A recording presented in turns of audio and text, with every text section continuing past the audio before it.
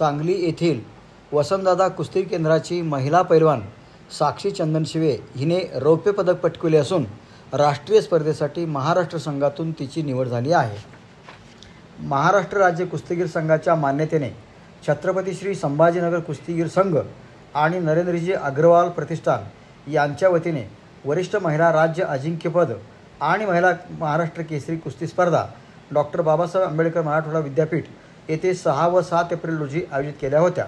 या स्पर्धेमध्ये वसंतदादा कुस्ती केंद्र सांगलीची महिला साक्षी सुनील चंदनशिवे हिने उत्कृष्ट खेळाच्या जोरावर 55 किलो वजनी गटात रौप्य पदक मिळवून सांगली जिल्ह्याला मानाचे स्थान मिळवून दिले आहे।